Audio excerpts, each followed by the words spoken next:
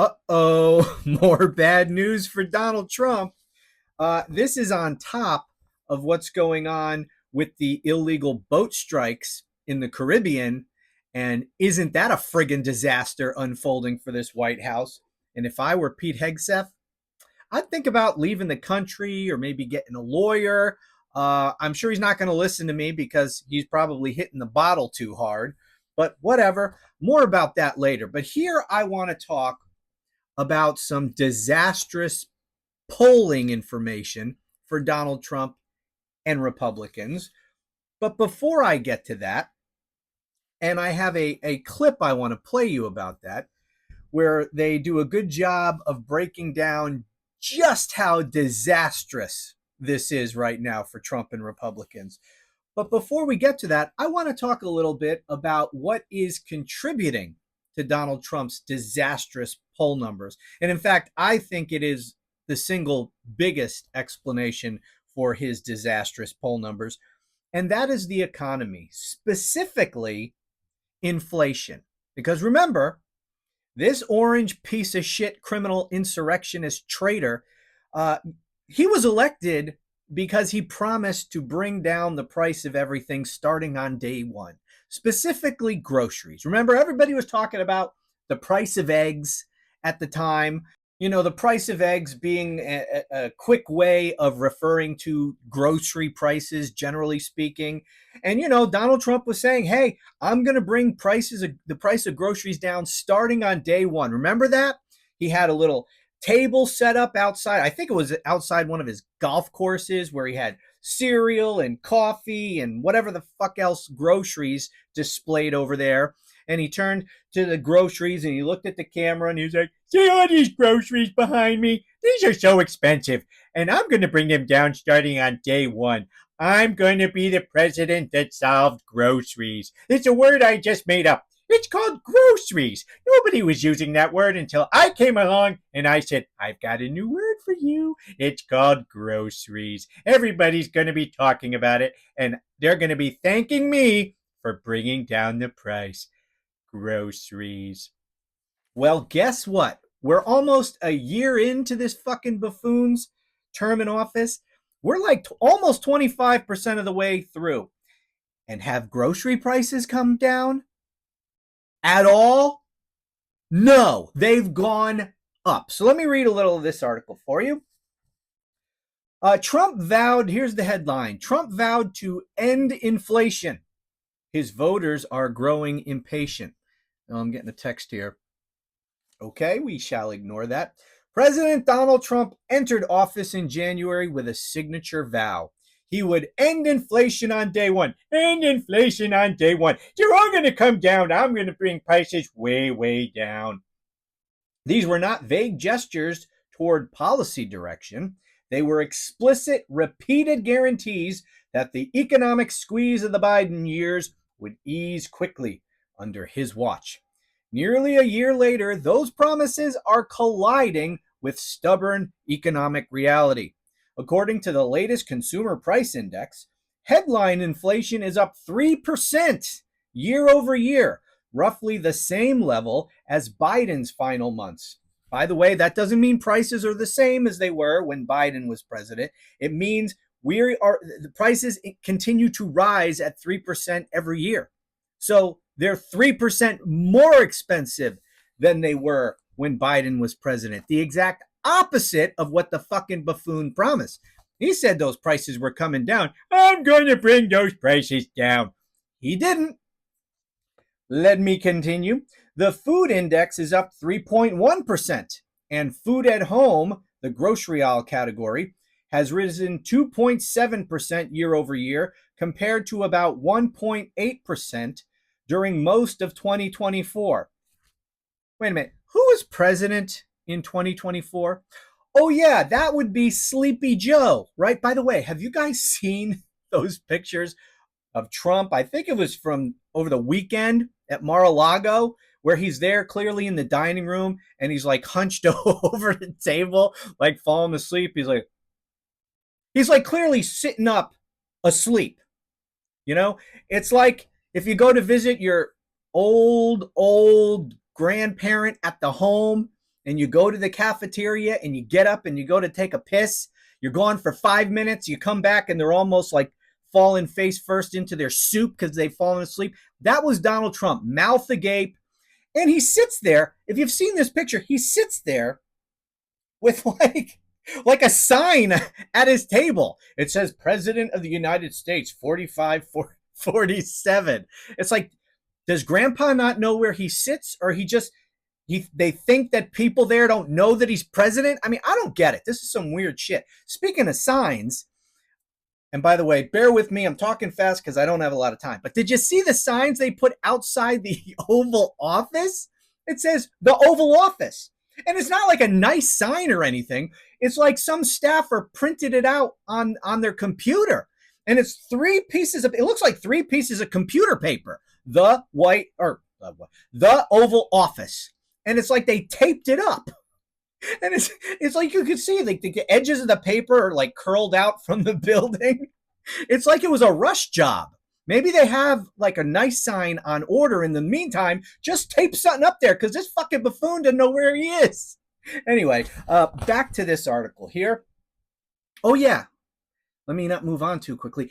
Joe Biden was president in 2024 when the inflation rate of the grocery aisle category, food at home, was 1.8% for most of 2024.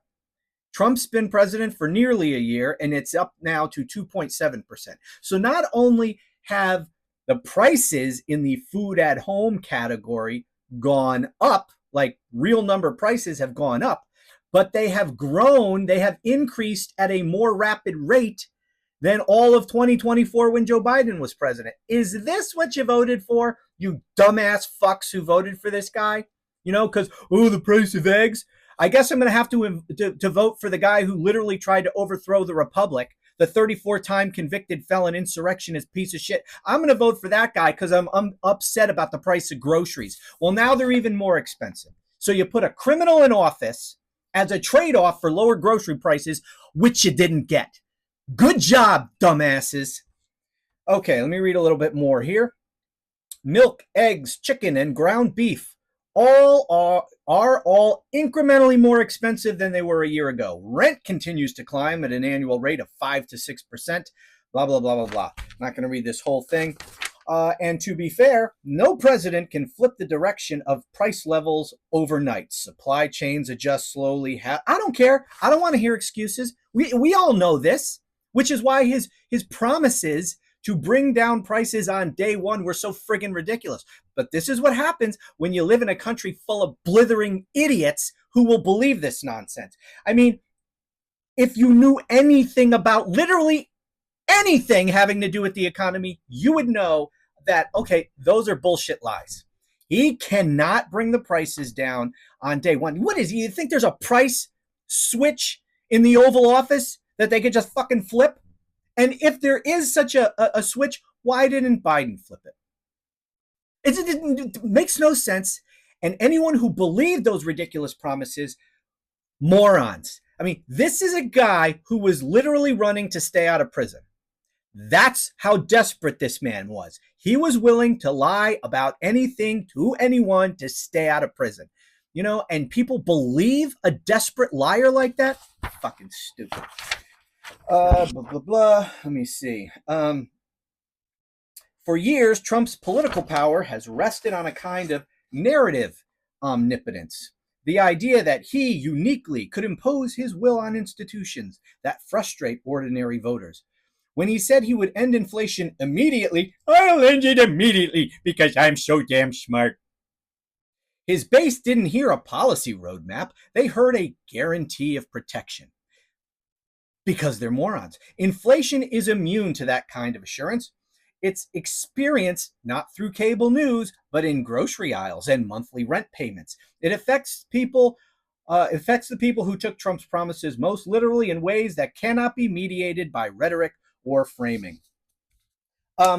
See, that's the thing. You know, Trump usually can get a lot of morons to believe pretty much anything, but this is a tough sell. Because And Trump's trying. I mean, he's lying about the price of everything. He says he's brought everything down. Things have never been cheaper in history. Oh, did you hear him about drug prices the other day? He said he was going to bring drug prices down by 500, 600, 700%.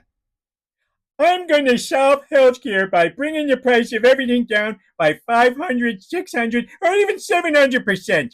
Because I'm so smart, I can bring it down 700%. Yes, he is that fucking stupid. I'm so tired, by the way, of hearing people say, he's not stupid. Don't think he's stupid because you're underestimating him. You're underestimating your opponent. No, you're overestimating him if you think he's smart. He's a fucking idiot. That's one of the reasons why he has support from so many people, because they're idiots too. And in him, they see someone every bit as stupid as they are, and they relate to him. He's going to reduce the price of prescription drugs by 500%. Too stupid to realize that would mean you'd be paying us to take the prescription drugs. Seriously, try to explain the concept of percentages to a fucking MAGA. Good luck with that. Anyway, what else was I going to say here? So far, there is no polling collapse among his base. Ah, crap. I'm going to have to put a pin in this. Okay, I'm back. Let me see if this is where I left off. So far, there is no polling collapse among his base. Trump's support among Republicans remains solid, but there are early hints of strain. Focus groups describing prices as still high, voters telling local reporters they're waiting for the relief they were promised, small frustration surfacing on talk radio in comment sections that used to be uniformly defensive of Trump. The disconnect is stark enough that even Trump's allies are noticing. Everyone around Trump and everything he is seeing on TV and on his phone is telling him that he's right. This is according to a close Trump ally. But poll after poll suggests that Americans believe Trump is now getting it wrong and has lost focus on what got him elected. People voted for him to lower prices, to bring manufacturing back, to stand up to those taking advantage of them. They didn't vote for him to build a damn gilded ballroom. He's not hearing them. This, according to a close Trump ally who spoke on condition of anonymity. Of course, because he's a coward. Okay, the only people who support this guy at this moment in time pretty much are the hardcore cultists. Everyone else has abandoned him. I mean, Democrats are like 98% against Trump, and independents are almost as opposed to Donald Trump as Democrats are. So you have independents and Democrats hate this son of a bitch. The only people who still support him are his hardcore MAGA cult, because even soft Republican voters are leaving this guy. And to that point, let me play you a clip. This is from CNN. This is Harry Enton breaking down the recent poll from Gallup that shows just how unpopular this criminal piece of shit is. I mean, it's a disaster if it holds towards the midterm elections. And I should note, of course, it's not alone. I mean, just take a look here. This is Gallup. This is the longest running poll. You know, Gallup has been conducting polls since my father was a kid. And my father was born in 1927, had me in the 60s. Look at this in January. Donald Trump's not approving. Not too bad, not too great. It was at -1 point, right within the margin of error, breaking even. But look at this now. Negative 24 points, way down. We're talking about a drop of over 20 points in the wrong direction for the President of the United States. Minus 24 points, that's a 23-point move in the incorrect direction if you're the president. And of course, what's so important here, Sarah Seidner, is it matches the trend that we've seen with other polls. That is Donald Trump hitting his low for the second term. I was doing the count last night. I think we're up to 10 polls in sort of the last 40 days, 10 different pollsters who have said that Trump is at the lowest point he is in his second term. So how does this compare to other presidents in their second term at this point in time? Yeah, okay. So, you know, this is one of these great examples where I kind of run out of room on the slide. You sure did. Yeah, I run out of room on the slide. So I just put up the Republican presidents. But look, the only one who's worse for me, either among Republicans or Democrats at this point in his second term, is Richard Nixon. And of course, Richard Nixon had to wave adios amigos goodbye less than a year after this poll was taken. He was at minus 36 points. Trump at minus 24 points. That beats, or is worse, I should say, beats in the wrong direction. George W. Bush, minus 19 points. His Republican Party, of course, suffered major losses in the 2006 midterm elections.